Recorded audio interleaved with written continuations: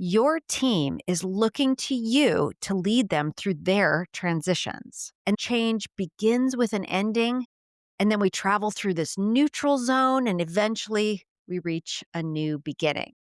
And when change arises, your team members experience threat responses, the same ones that you experienced.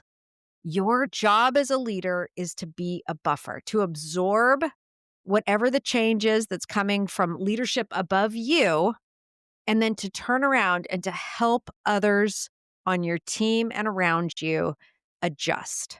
So your team needs you to help them navigate their own reactions and to make sense of what's happening and find their way forward. That's leadership. Welcome. You're listening to This Leader, the podcast. If you lead people and are seeking the transformational, high-impact secrets that will lead to greater joy and fulfillment in your work, will optimize your team performance, and will help you create a happy, highly productive workplace, then you are this leader and you're in the right place. I'm your host, Claire Laughlin, and each week my guests and I will explore the mindsets, techniques, and actionable strategies that will help you build the career, team, and organization of your dreams. Because I believe no one should have to suffer in a dysfunctional workplace. Let's get started. Hi there. Welcome back to This Leader. Last week, we talked about how change affects you personally. We explored the SCARF model, which describes how our brains perceive threat when status, certainty, autonomy, relatedness, or fairness feels at stake. And we talked through William Bridges' transition model, which describes how change begins with an ending, and then we travel through this neutral zone, and eventually we reach a new beginning.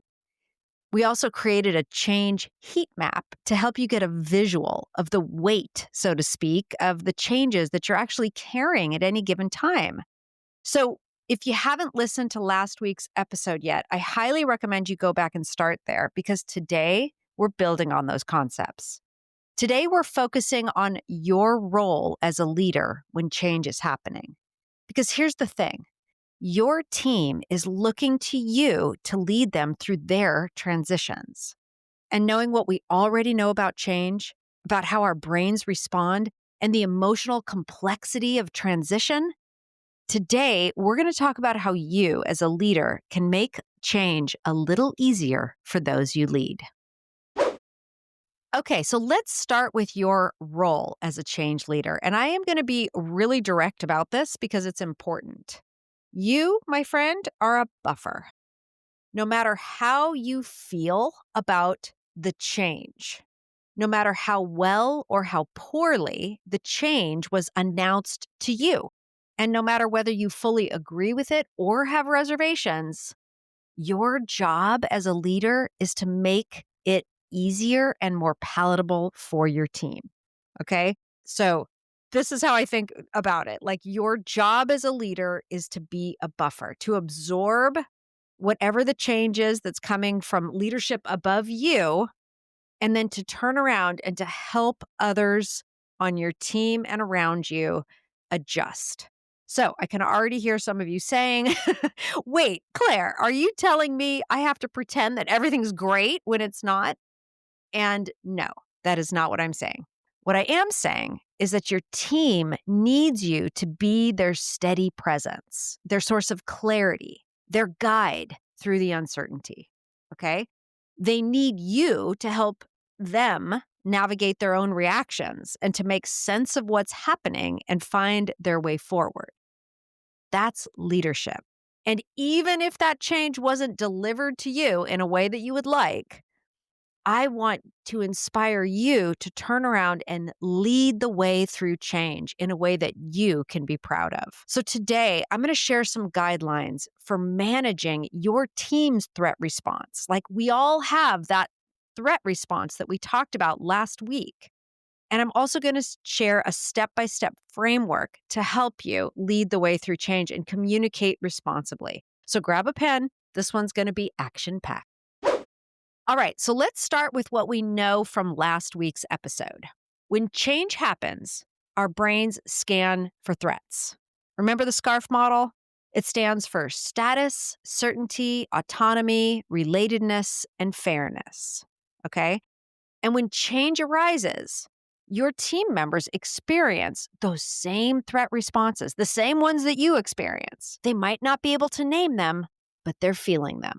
So, as a leader, you need to help people manage their threat response. That is really important. So, I want to go through each one of these 5 and give you some strategies. First, status. When people's status feels threatened, when they're worried about their standing or their influence or their reputation, your job is to provide reassurance when possible. Reassure them. But here's the critical part. Don't promise anything that you can't deliver, right? If there's a possibility that people might lose their jobs, don't tell them that their jobs are safe or, things like that. That will destroy your credibility if the situation changes. Okay, so you don't want that. Instead, just be as transparent as you can be about what you know and what you don't know. Okay, so this is where I want to introduce something called the Stockdale Paradox that has been really helpful for me. Let me give you some background. Admiral James Stockdale was a prisoner of war in Vietnam for 8 years. And when he returned home and was asked about who didn't make it out of the camps, he said it was the optimists.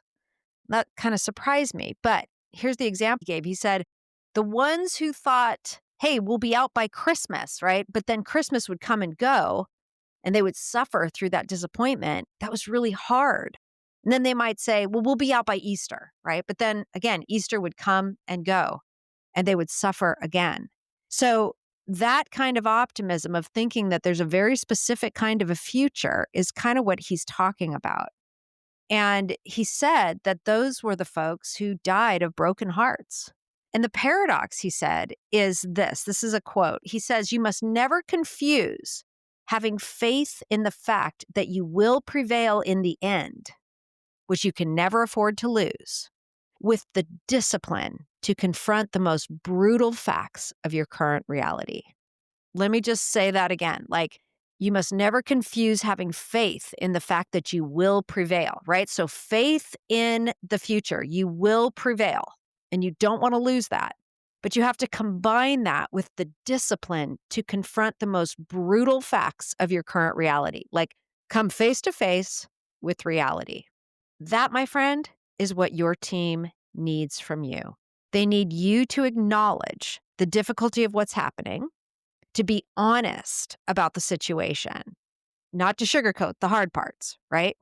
And they need you to believe and help them believe that there is a worthy future ahead. Now, again, without making promises about what that future looks like, but that there will be a worthy future ahead. It may not be what you're hoping for, but together you will figure it out, right? So it's like this unwavering commitment, unwavering belief that you will prevail in the end with the discipline to confront the most brutal facts of your current reality. So oddly, being able to hold those two paradoxical realities is what it truly takes to navigate the most difficult change. And when people are worried about their standing or their influence or their reputation, this is an important paradox to be able to hold. Okay, let's talk about certainty because, certainty is always threatened. In times of change, everything is uncertain. People want to know what's coming because our brains crave predictability. So here's your tip. Share what you can about the change and critically share about the process.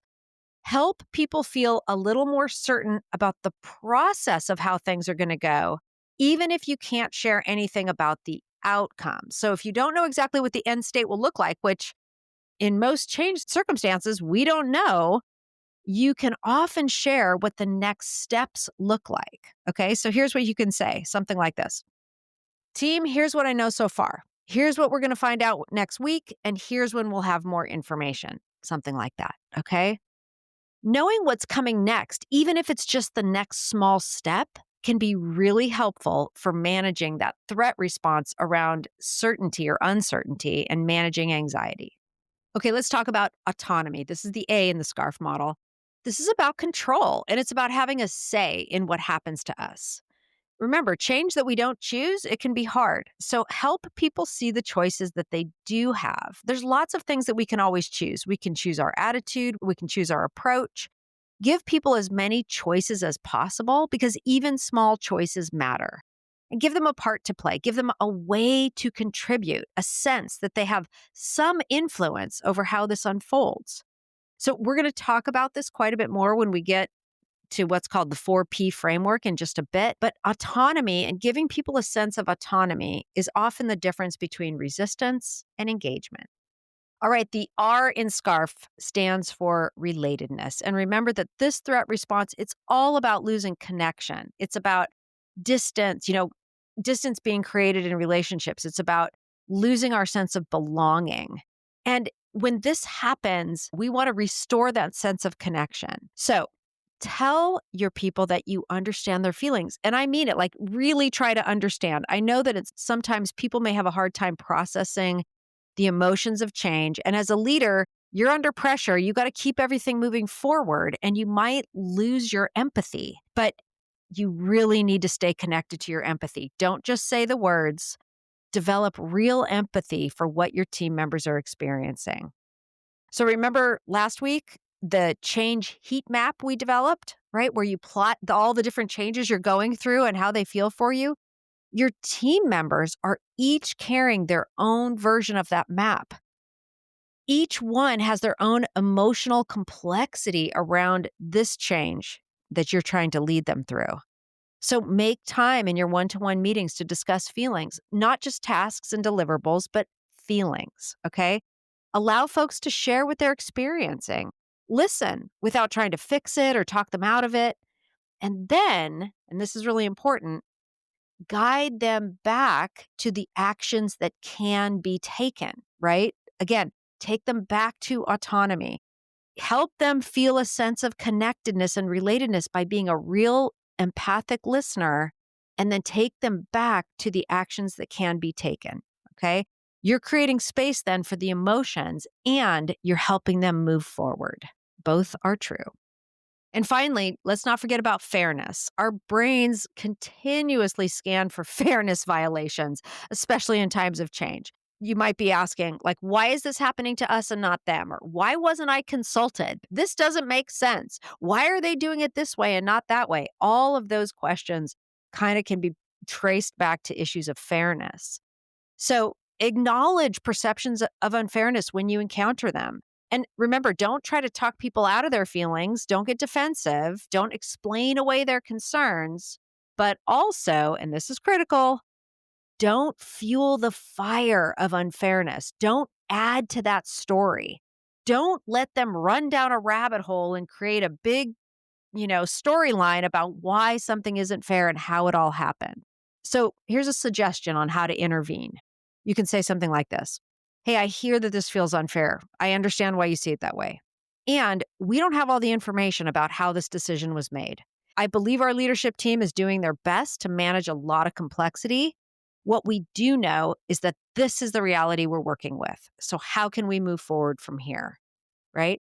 So that kind of combines this acknowledge, validate, and kind of redirect them back to what can we do about it? Okay, so those are your strategies for addressing SCARF threat responses. Now I want to talk about a framework for actually leading your team through change. And this is sort of a communication framework. William Bridges, the one we talked about last week, he also developed what's called the 4P framework, and it stands for purpose, picture, plan, and part. And this framework gives us a really useful and easy to remember structure for communicating about change in a way that addresses people's needs and helps them move through the transition. So let me walk you through each of the 4Ps. The first is purpose. This is about the why. People are asking, why is this happening? And so it's great to be able to speak to the why. Why is this happening? Like, what is the problem that's emerged that must be solved? Or what's the opportunity that's here that we must seize? Share as much of the purpose behind the change as you possibly can. Because people can handle difficult change if they really understand why it's necessary. What they can't handle nearly as well is change that feels arbitrary or pointless. So even if you don't fully agree with the change, try to find the purpose behind it, find the problem that the change solves, and share that with your team. And by the way, if your leader isn't sharing the why or the purpose with you, ask for it specifically. The next P is for picture. And this is where we paint a picture of what's on the other side of this change. What does the future hold, or that new beginning that we talked about last week? What will we have gained when we get there? This can be hard when you're focused on the loss, but there's always a future that we're moving toward. So focus on some aspect of it, no matter how small, but focus on some aspect of a positive future. This is what it might sound like. When we reach the other side of this, we will have gained what? Boy, we'll be a lot stronger or something like that, right? So when we reach the other side, this is what we will have gained. And there's one more thing that's equally important. You can also paint a picture of the journey through the neutral zone. Remember that we go from the ending in a change through this neutral zone and over to the new beginning. So to address this neutral zone, you can say, hey, on the way through this, on the way to the other side, I'm not going to lie, it's going to be uncertain and it's going to be a little rough, but we can navigate this. We are resilient and smart, and we will be strategic, right? So, this is that unwavering sort of belief that you can make it through this, right? That's where the Stockdale Paradox can really serve us. We're going to share an unwavering faith in the future while also being able to confront the raw and real and difficult present moment. Okay, the third P is the plan. And this is where you share the roadmap, the timeline, the specific steps forward. Like, what are the milestones you'll be watching? What metrics will be tracked? What does the implementation of the new reality look like? And even if you don't have all the details, because you probably won't, share what you can. For example, you might say, okay, here's what happens this month, and here's what we'll be looking for by the end of the quarter, something like that. What are you watching for? What are the telltale signs, right? This also sort of addresses that certainty threat response, and it gives people something to hold on to. Okay, your last P is for part. And this is where you give people a part to play, a way to contribute, right? This is huge for autonomy. When people have a part to play, they shift from feeling like change is happening to them to feeling like, they're somehow participating in the change. So maybe you can ask for their input on implementation. Can you give them a specific responsibility? Can you create opportunities for them to shape how the change unfolds? The more you can involve people, the more they'll engage rather than resist. Okay, so that was a lot. I'd like to walk through an example to make this a little more concrete. So let's say your company has been growing and expanding for many years, but now market conditions have shifted and your company is entering a reduction phase. Money's tight. There's going to be budget cuts, maybe some layoffs, definitely some belt tightening, and a massive commitment to reducing waste through process improvements. I'm not going to lie, this is hard. This is the kind of change that triggers every scarf element. So, how do you lead your team through it using the 4P framework? Let's tackle that one step at a time. Let's start with purpose. You might say something like this: I want to share what's happening and why. For the past 5 years, we've been in growth mode. We've expanded rapidly, we've hired aggressively, we've invested heavily in new initiatives. And that strategy made sense when the market was growing. But the market has shifted. Growth has slowed dramatically, and our costs are now outpacing our revenue. And if we don't make changes now, if we keep operating the way we have been, we'll be in real trouble in 12 to 18 months. So the leadership team made the difficult decision to enter a reduction phase. The goal is to ensure the long-term health and sustainability of the company, to make sure we're still here 5 years from now and in a strong position. Okay, so that's just an example, but notice what you're doing here. You're acknowledging the difficulty and you're explaining the purpose. You're being honest about the reality, but you're also showing the reasoning. Let's move on to picture. So you might say something like this. Okay, here's what this looks like. We're reducing our operating budget by 15% over the next 6 months. That means some roles will be eliminated, some projects will be paused or canceled. We're going to be sharpening our focus and also looking to improve every aspect of our core work. We'll be doing more with less for a while. It's going to be uncomfortable. We're going to be in that in-between space where our old ways don't work anymore, but our new ways still feel unclear. But here's what I want you to know. When we get through this transition, we'll be a leaner, more focused organization. We'll be much more sustainable. We'll have eliminated the initiatives that we've added along the way and weren't serving our core mission anyway. And we'll be positioned to grow again when the market recovers, but this time with a stronger foundation. And I want to acknowledge different options were considered. Leadership looked at lots of different scenarios and ways to wait this out. They looked at smaller cuts over a longer time frame. They looked at more dramatic cuts over a shorter time frame. And they chose to engage all of us in this creative approach because it balances the need for immediate action with the need to preserve our core capabilities and our people as much as possible. So you see what's happening there? You're painting a realistic picture of both the difficulty and the eventual outcome. You're showing the decision-making process. You're giving context, and all the while, you're helping people focus on what can be done. Okay? So you probably already realized that planning some communication around these big changes, or even things that might feel small but significant, planning your communication is important. Let's move on to the plan. So here's what this might sound like. Okay, here's what the timeline looks like. This month, each department will submit their proposed budget reductions and revise project plans. Leadership will review and give us feedback by the end of the month. Next month, we'll learn more about the final decisions and timeline. We'll know which positions are likely affected, which projects are being paused, and what changes to our team structure will probably look like going forward. The following month, we begin implementation and we'll be carefully tracking our delivery on priority initiatives and our team morale. These will be very important for us. I'll be updating you every Friday in our team meeting with any new information I have about what's happening and what's coming next. And I'll be available for one-to-ones anytime you need to talk about how this is affecting you. Again, as you're listening to me, you're probably thinking, okay, that'll aggravate some threat response. And again, we're not trying to ignore the fact that this is hard or that it's going to create a response of its own. We're just trying to lead the way honestly and by giving as accurate information as we can while also engaging them in ways that hopefully will help them see that we can make it through this together. All right. Let's do the last P. It's for part. What is their part? So here's what you could say there. Here's what I need from you. First, I need your honest input on how we can reduce work activities and expenditures. You know the work better than anyone. What can we pause that won't hurt us long term? Where are we being inefficient? What are the must keeps? Second, once we know what our new reality looks like, I'll need your creativity in figuring out how to adapt. How do we maintain quality with fewer resources? What can we do differently? What should we stop doing altogether?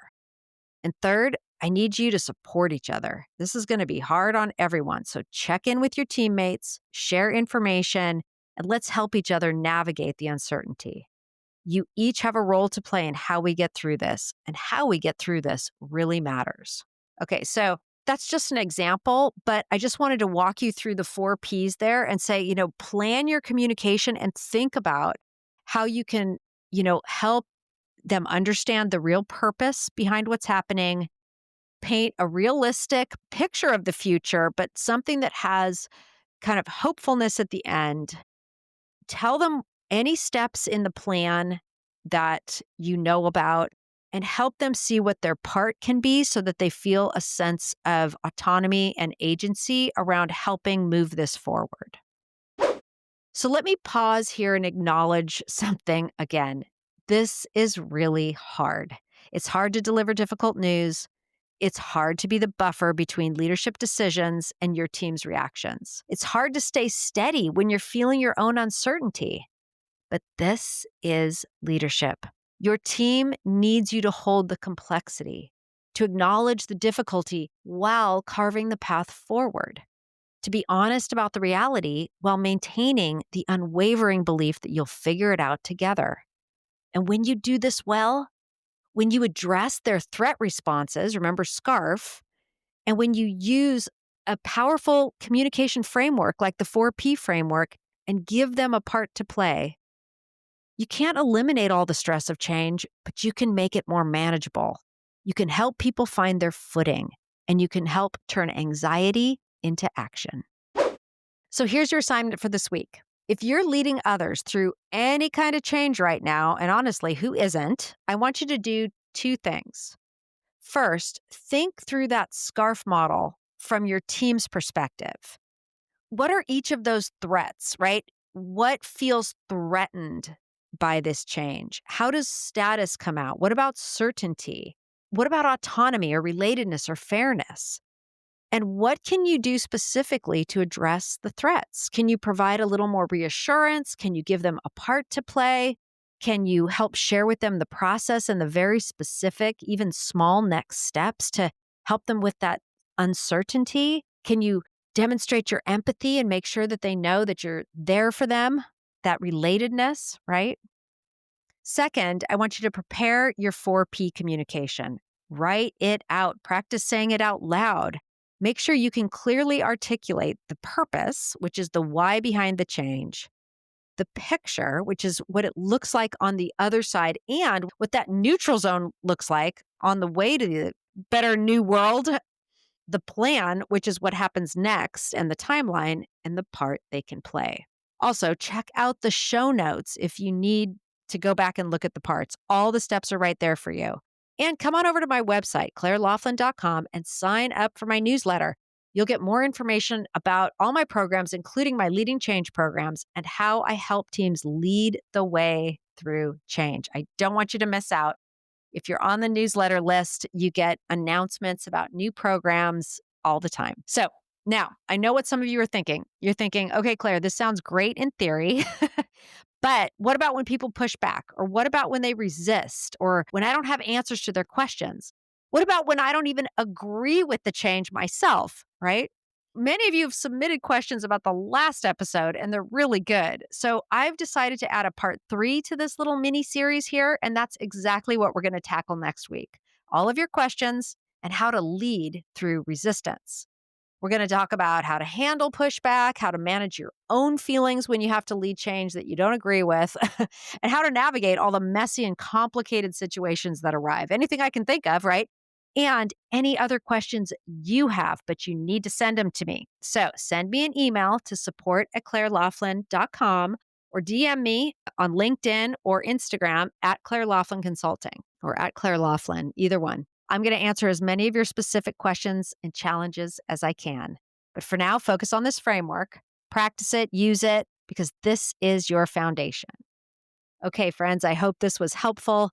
Do me a favor. I'm trying hard to grow this podcast. So if you're enjoying the content and finding it useful, will you please go to Apple or Spotify and leave me a 5-star review? Boy, I'd love that. Also, share this episode or any other with friends and colleagues. It makes a world of difference, and I deeply appreciate it. Thanks for being here, and until next week, go lead the way. I hope you've enjoyed this episode.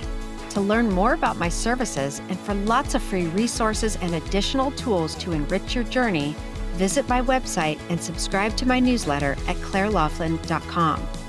If you have a question about leadership, teams, or organizational culture you'd like me to address on the podcast, please reach out to me at support@clairelaughlin.com and connect with me on social channels at Claire Laughlin Consulting. Until next time, lead the way.